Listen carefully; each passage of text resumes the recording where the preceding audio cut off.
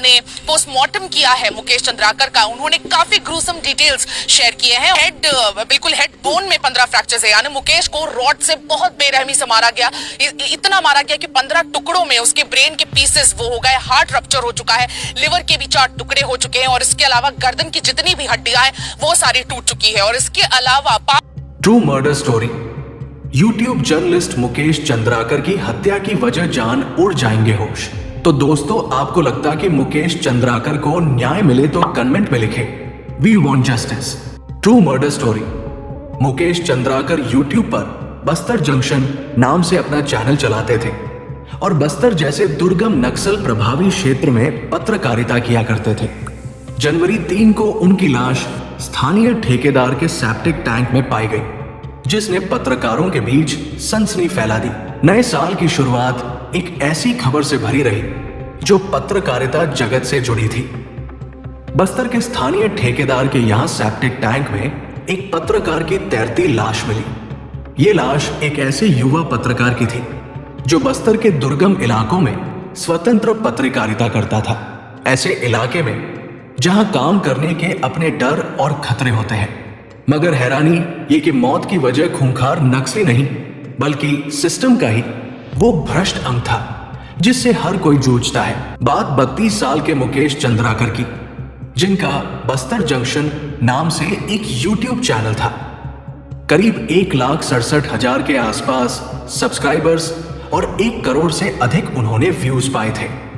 इस चैनल पर साल 2021 से लेकर अब तक 486 वीडियोज डाले गए थे, जिसमें हालिया वीडियो 23 दिसंबर को डाली गई जिसका शीर्षक था, नक्सलियों ने हथियार के नोक पर युवक का किया अपहरण, फिर हत्या कर तालाब किनारे फेंक दिया शव।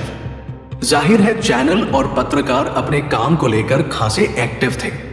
मुकेश कभी कभी मैनस्ट्रीम चैनलों के लिए स्ट्रिंगर का काम किया करते थे। आरोप है कि एक स्थानीय ठेकेदार सुरेश चंद्राकर ने 1 जनवरी को उन्हें अपने बीजापुर शहर के चट्टानपारा बस्ती के आवास पर बुलाया था। उसके बाद से मुकेश लापता थे। अगले 3 दिन तक स्थानीय पत्रकार और उनके भाई युकेश चंद्राकर, जो खुद भी पत्रकार हैं, गुमशुदगी को लेकर यहां वहां लिखते रहे। पुलिस में तहरीर दी गई तो जांच शुरू हुई। सनसनी तब फैली जब लाश ठेकेदार सुरेश चंद्राकर के सेप्टिक टैंक में तैरती मिली, जिसके ऊपर फ्रेश सीमेंट की चुनवाई की गई थी।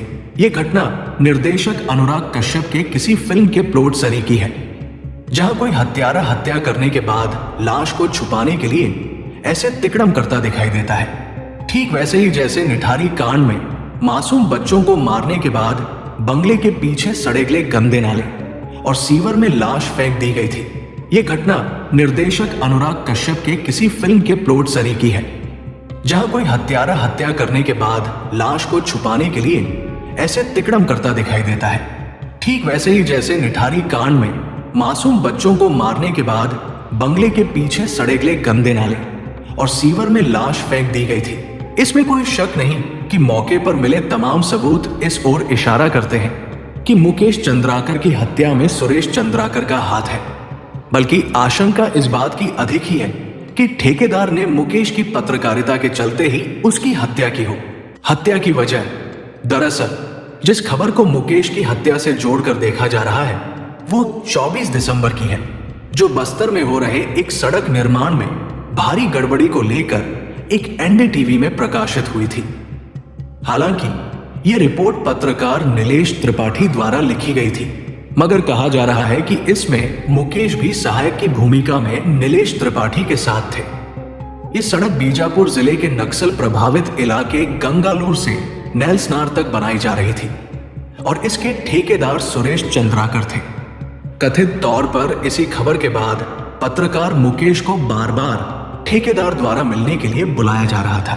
इसमें कोई शक नहीं कि पत्रकार को अपने पेशे के चलते जान गंवानी पड़ी होगी, क्योंकि जिस तरह की निर्भीक पत्रकारिता मुकेश करते आए थे वे भ्रष्ट लोगों के आंखों में चुभने जैसा ही था।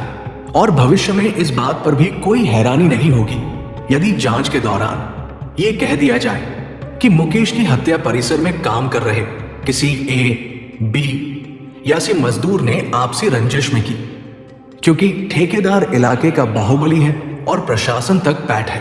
आदिवासियों की आवाज बनने की कोशिश। जाहिर है मुकेश साहसी पत्रकार थे। अपने चैनल पर अपलोड किए अधिकतर वीडियोज में उन्होंने सिस्टम और नक्सलियों के बीच पिसते आदिवासियों के हालातों को दिखाने की कोशिश की। उदाहरण के लिए आदिवासियों की बेबसी के साथ सिस्टम और नक्सल संगठन की शव यात्रा वाले थंबनेल वीडियो में वो एक ऐसी घटना पर रिपोर्ट बनाते हैं जिसमें एक बच्चे की मौत नक्सलियों द्वारा इलाके में लगाए प्रेशर आईडी की चपेट में आने से हो जाती है और इलाके की सड़क का हाल यह है कि परिवारजन को शव ले जाने के लिए 3 किलोमीटर पैदल रोड तक चलना पड़ता है। ऐसे ही एक दूसरे वीडियो चांद पर परचम लहराने वाले देश में जुगाड़ पर जिंदगी थंबनेल के साथ टूटे पुल की दुर्दशा दिखाते हैं, जहां ग्रामीण लोग महीनों से टूटे पुल की फरियाद प्रशासन से लगाते हैं पर कोई राहत न पाते देख जुगाड़ के सहारे खुद ही पुल बना लेते हैं। अपने हाल के वीडियो में वे नक्सल हिंसा में मारे गए एक बुजुर्ग के परिवार वालों पर स्टोरी कवर करते हैं। इसके अलावा उन्होंने अमित शाह के बस्तर जिले में 2 दिवसीय विजिट को नक्सल की छाती पर अमित शाह के कदम नाम के थंबनेल से कवर किया। ये सारी रिपोर्टिंग बताती है कि वे निर्भीक काम करते आए थे, जिसका खामियाजा जान देकर उन्हें उठाना पड़ा, वो भी तब जब राज्य में पत्रकार सुरक्षा अधिनियम कानून लागू है। जिम्मेदार मेनस्ट्रीम मीडिया भी। आज जिस तरह मुकेश की हत्या हुई है उसके लिए जिम्मेदार कहीं न कहीं मेनस्ट्रीम मीडिया भी दिखाई देती है। बीते कुछ सालों में उसने अपनी इमेज बुरी तरह गिराई है, जो 180 देशों में शर्मनाक 159वें नंबर पर है। मसलन तमाम चैनल अब न्यूज रूम में कन्वर्ट हो गए हैं, जहां पत्रकार कम और चीखने चिल्लाने वाले एजेंडाधारी एंकर ज्यादा दिखाई देते हैं। 4 पैनलिस्ट बैठाकर 1 घंटा काट दिया जाता है।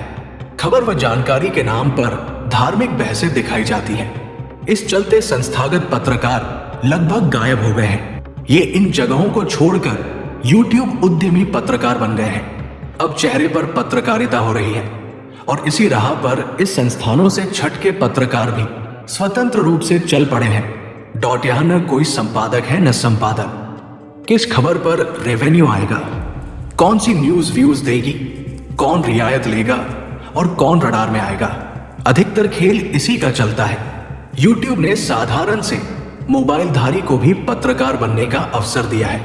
इसके कुछ फायदे हैं, जैसे किसी संपादक से आदेश नहीं लेने पड़ते और मनमर्जी चलती है, पर कुछ नुकसान भी है, जिसमें एक नुकसान मुकेश चंद्राकर के रूप में सामने है। ऐसा नहीं है कि मुकेश की हत्या कोई इकलौता मामला है। पत्रकारों पर हमले बीते सालों में काफी बढ़े हैं, पर स्वतंत्र पत्रकारिता के लिहाज से ये हत्या ज्यादा सनसनी इसलिए फैलाती है क्योंकि YouTube में पत्रकारिता कर रहे पत्रकार भी चेहरे पर ही पत्रकारिता करते हैं। इनके अपने फॉलोवर्स और व्यूअर्स होते हैं। मसलन ठेकेदार के भ्रष्टाचार पर रिपोर्ट बनाने से यदि इस तरह की नौबत आई है तो ये सोचना भी जरूरी है कि आगे किसी दूसरे को ऐसी नौबत न देखनी पड़े।